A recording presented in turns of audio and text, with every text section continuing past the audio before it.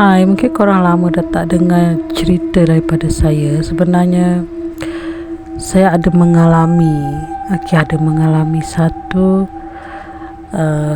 situasi seram ketika saya melakukan editan untuk konten saya. Sebab itulah saya lama dah tak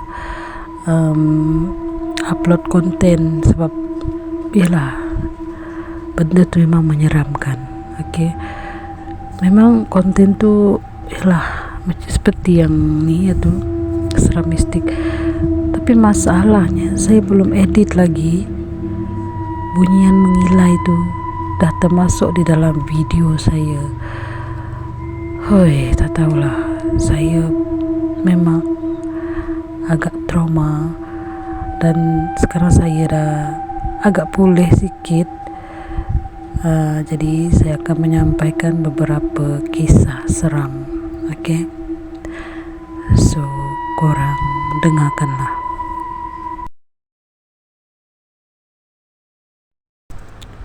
Kisah ini adalah kita tengok dari sudut pandang Lisa. So Lisa yang bekerja di situ. So korang nilaikanlah sendiri cerita ini. Saya bekerja di sebuah peladangan kelapa sawit. Yang tu tak apa lagi tahu. Masalahnya ladang kelapa sawit ni terletak di salah satu kepulauan di Borneo. Jadi korang faham-faham je lah. Pengangkutan yang ada cuma perahu, bot ataupun landing craft company. Landing craft dia macam ferry lah, tapi dia macam mini ferry, dia lebih kecil sikit. Yang tu pun dia cuma keluar pada hari Rabu dan Sabtu ataupun kalau ada keperluan. Jadi kalau setakat nak keluar pekan, jadi kita orang akan disyorkan untuk menggunakan bot lah, iaitu bot company. Kerja tersebut, saya ni berjiran dengan satu kakak. Dia macam, saya tengoklah dia macam pregnant dalam 4-5 bulan. Saya tak tahulah kenapa dia nak ikut suami dia kerja dekat tempat yang macam ni, yang seram, macam berhantu macam ni. Mungkin dia lah tak ada orang, mungkin dia tak ada tempat lain juga, sebab tu dia ikut suami dia. Jadi ada kalanya kami berdua ni adalah berbual semua apa kan. Kadang-kadang kita orang pun ada bertukar juadah makanan. Tapi saya tengok dia ni macam sedih aja akak ni. Tak tahulah, saya pun tak berani sangat nak tanya hal peribadi dia. Tapi cuma setakat sembang-sembang kosong tu boleh lah. Tibalah pada suatu hari, pada masa tu saya balik kerja. Akak tu pun datang ke ke kuartus kita orang. Dia pun cakap, "Adik, boleh temankan akak pergi jeti tak? Akak teringin nak tengok laut lah. Boleh tak temankan akak?" Saya pun dengan rasa bersalah mengangguk. "Kejap ya kak, saya simpan beg ni dulu." Dia pun menunggu dengan penuh senyuman. Saya tengok akak ni macam kesian juga tengok. Jadi saya pun temankan akak tu ke jeti tersebut. Setiba di jeti, akak itu pun memegang tangan saya dan menceritakan tentang kehidupan dia. Akak ni anak yatim piatu. Sejak kecil akak dijaga oleh pakcik dan makcik akak, dan akak sangat berterima kasih sebab diorang telah menyekolahkan akak biarpun tak tinggi mana. Sehinggalah pada suatu hari ada orang masuk meminang. Jadi diorang pun setuju dengan pinangan tersebut, iaitu suami akak yang sekarang ni. Akak bukanlah nak burukkan suami sendiri, tapi suami akak ni macam tak tahu nak cakap macam kaku. Dia tak pernah tanya makanan apa yang akak suka, baju apa, tak pernah bawa jalan-jalan. Macam itulah kehidupan kami berdua, macam terlampau simple, tak ada warna-warni. Tapi ialah akak berterima kasih juga sebab dia sudi jaga akak sehingga ke saat ini. Selepas tu kita orang berdua pun balik. Selepas akak tu meluahkan segala isi hati dia, saya tak dapat nak bantu, tapi sekurang-kurangnya kakak tu lega sebab meluahkan apa yang dia rasa selama ni. Kelihatan wajah akak itu terasa lega di hatinya. Saya masih ingat lagi hari itu adalah hari Rabu. Jadi kita diberi peluang untuk keluar ke pekan untuk membeli beberapa keperluan harian.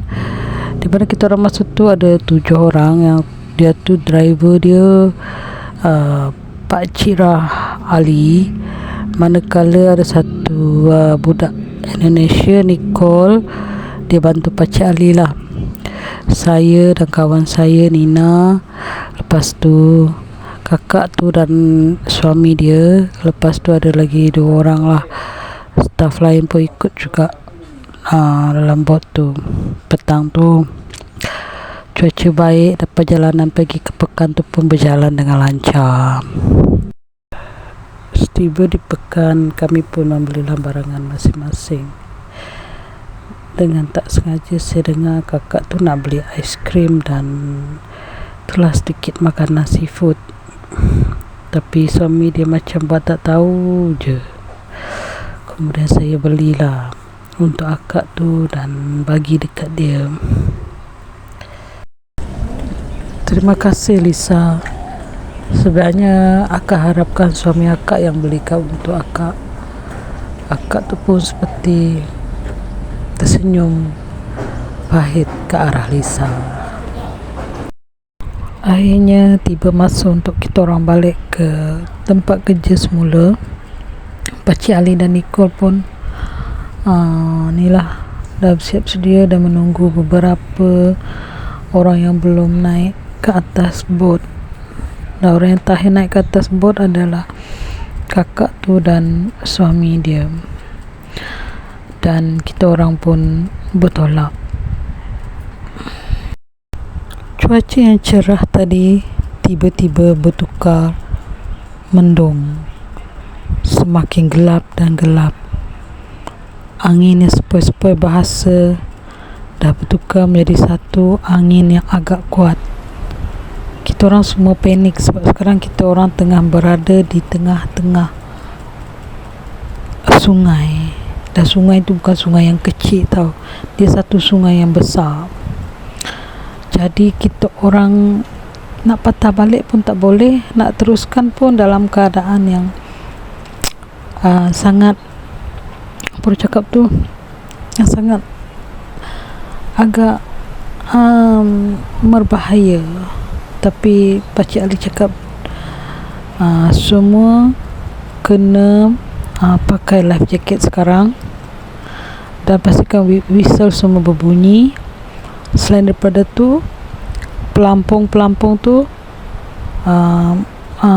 akan dibagikan. Masa tu kita orang semua dah pakai life jacket kecuali kakak tu. Pakcik Ali merenung ke arah dia, tapi kakak tu buat tak tahu je. Semuanya berlaku dengan sekelip mata apabila satu angin kuat dan ombak yang sangat-sangat besar setinggi 2.5 meter telah menghempas perahu ataupun bot kita orang tu. Jadi bot kita orang terbalik, semua dalam keadaan panik. Saya dan Nina terjerit-jerit, staf yang lain pun sudah kelang kabut, tak tahu nak apa yang terjadi. Jadi saya dan Nina berpaut dekat satu pelampung, manakala Pakcik Ali dan Nicole dengan satu pelampung, dan ada staf yang satu lagi pun menggunakan pelampung. Manakala yang sangat disayangkan waktu tu adalah kakak tu dah tak pakai life jacket dengan muka senyum. Dia memandang ke arah kami, sedangkan keadaan masa tu sangat-sangat mencengkam. Dan dari kejauhan, aku dan Nina nampak suami dia hulurkan pelampung, tapi dia tolak. Masa tu aku dah tak tahan, aku nak berenang ke arah kakak tu, tapi Nina tahan aku sambil berbisik, "Lisa, dekat belakang itu ada satu tangan hitam, kau jangan pergi sana." Ya Tuhan, air mata aku bergenang. So sebenarnya aku sangat kesian dekat kakak tu dan baby dia, tapi aku tak tahu adakah itu memang takdir kakak tu ataupun kami semua terpaksa menerima kehilangan dia pada waktu tu. Lebih kurang setengah jam kemudian, angin dah berhenti, tapi hujan masih lagi, dan kita orang pun tak jumpa dah, tak nampak dah kakak tu. Mungkin pihak company peladangan tu pun ada try cari kita orang, sebab dari jauh kita orang tengok ada beberapa bot yang datang untuk selamatkan kita orang. Yang ni kisah benar tau, yang memang ni masuk kes polis lah, dan pencarian mayat kakak tu pun dilakukan. Mayatnya ditemukan pada hari ketiga dan keadaannya sangat-sangat menyayat hati. Saya tak bolehlah nak ceritakan keadaan dia macam mana, dan saya masih simpan gambar dia tu. Memang sedih sangat kan, tapi saya tak bolehlah kan nak sertakan gambar tu di sini. Yalah, kita pun kena jaga aib arwah. Okey, kita sama-samakan doa mengikut kepercayaan agama masing-masing. Semoga kakak tu dia ditempatkan di sisi orang yang beriman. Okey, untuk para suami, at least lah korang ambillah tahu apa isteri korang nak, apa isteri korang suka, sebab kita tak tahu siapa yang pergi dulu. Okey, sekian.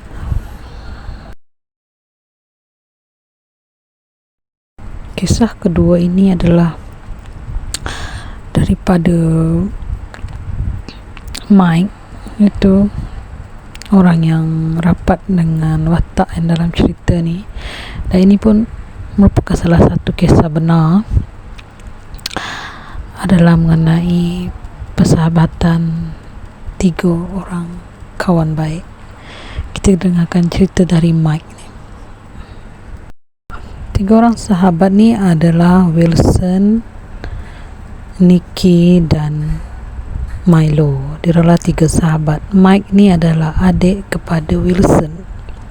Jadi mereka ni berkawan sejak sekolah rendah sehinggalah ke sekolah menengah. Dia orang di antara memang pelajar-pelajar yang cemerlang, baik, berdisiplin dan segala-galanya. Tapi sayang, kerana tragedi tersebut telah menyebabkan Mike sangat-sangat trauma.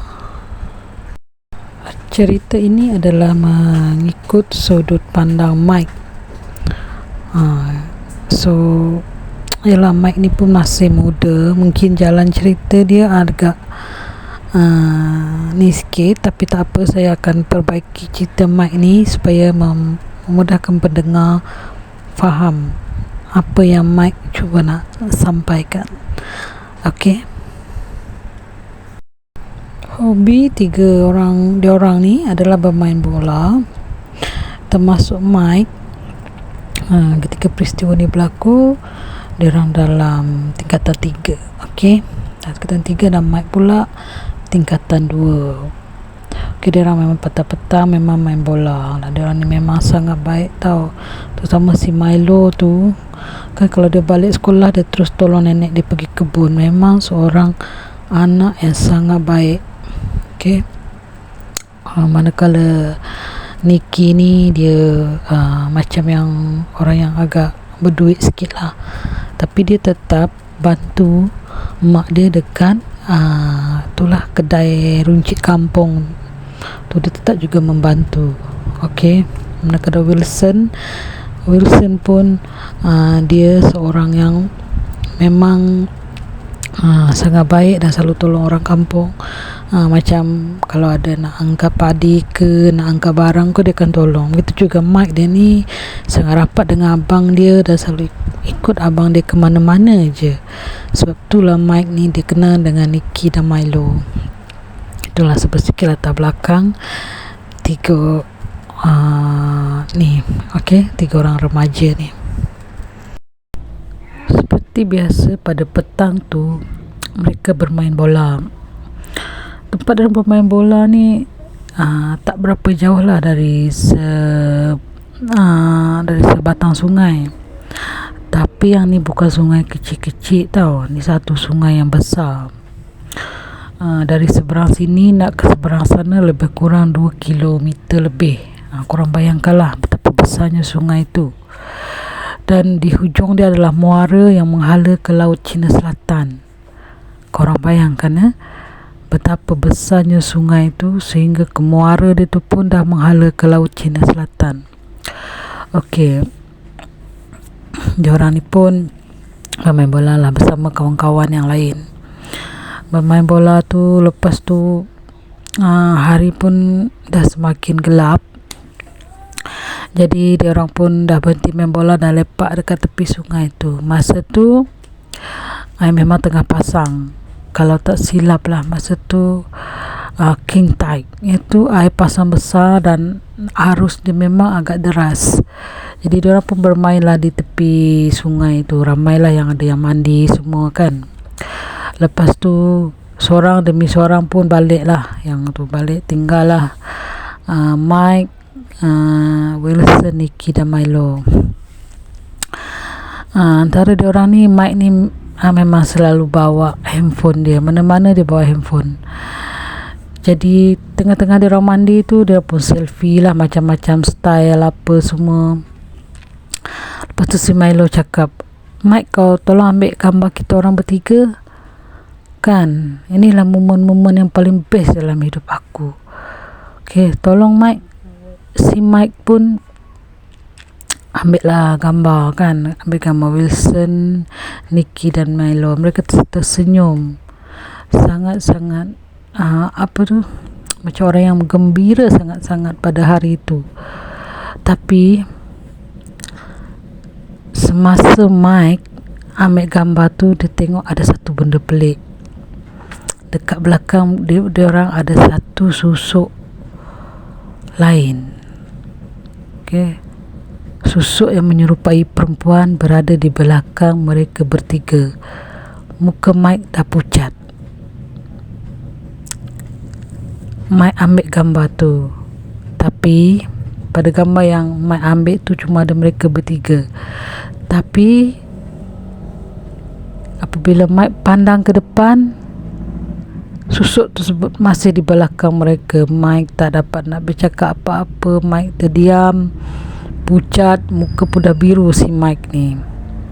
Wilson pun ni tanya Mike, Mike, kau dah kenapa dek? Kau diam je. Mike tak jawab. Mike masa tu betul-betul takut. Tiba-tiba Milo menjerit, tolong. Dia tengok si Milo ni dah hampir hanyut di bawah arus. Lepas tu si Nikki cuba tarik tangan si Milo. Lepas tu si Wilson pula tarik tangan si Nikki. Tapi masalahnya arus sungai tu terlampau deras. Lepas tu Mike pun cuba tarik tangan abang dia. Abang dia pun bertahan pada satu tiang kecil. Bukan tiang lah, macam kayu yang orang pacak tepi sungai tu. Manakala Mike ni pegang tangan abang dia. Tiba-tiba abang dia berbisik dekat Mike, Mike, abang rasa abang tak dapat nak bertahan. Mike tolong panggil orang kampung untuk selamatkan abang dan kawan-kawan abang. Masa tu air mata Mike bergenang. Dia tak sanggup nak lepaskan abang dia, tangan abang dia. Tapi abang dia tepis tangan Mike dan suruh Mike pergi panggil orang kampung. Mike dengan tangisan, dengan air mata bercucuran, dia berlari, dia panggil orang kampung untuk selamatkan abang dia, Nicky dan Milo, yang mungkin telah terbawa arus. Jadi semua orang kampung pun datang dekat tempat tu, tapi mereka bertiga dah tak ada dekat situ. Memang dah tak ada dah dekat tempat tu. Laporan polis pun dibuat dengan bantuan rela, JPAM, orang kampung, pihak sekolah juga turut hadir, dan diorang pun memulakan pencarian untuk beberapa hari. Pada hari yang kedua, mayat yang pertama dia jumpa ada Wilson. Dia tersangkut di celah-celah pokok yang berhampiran. Hari yang keempat, diorang jumpa mayat Nico yang dijumpai oleh nelayan kampung sebelah. Dan mayat Milo agak sukar, dah lama diorang nak jumpa mayat Milo. Akhirnya pada hari yang kelima, diorang jumpa mayat Milo yang sangat menyayat hati. Dia tersangkut dekat salah satu bot dengan keadaan yang sangat-sangat menyedihkan. Inilah kisah kawan baik, dan diorang adalah di antara budak-budak kampung yang sangat baik. Tapi sayang, sebab tragedi itu diorang dah pergi untuk selamanya, dan untuk mengelakkan perkara itu berlaku, kawasan permainan bola pun ditutup, dan kawasan sungai itu pun tak dibenarkan untuk mendekati kawasan itu lagi, sebab orang kampung tak nak peristiwa itu berulang untuk kali yang kedua. Sekian. Thank you sebab korang dah tonton dan dengar cerita ni sampai habis. Kalau korang suka, korang boleh tekan butang like dan share video ni. Selain daripada tu, korang boleh subscribe tanda kita sebagai kawan, and then jangan lupa tekan button notification tu supaya korang akan dapat menerima video-video terbaru daripada saya. Bye.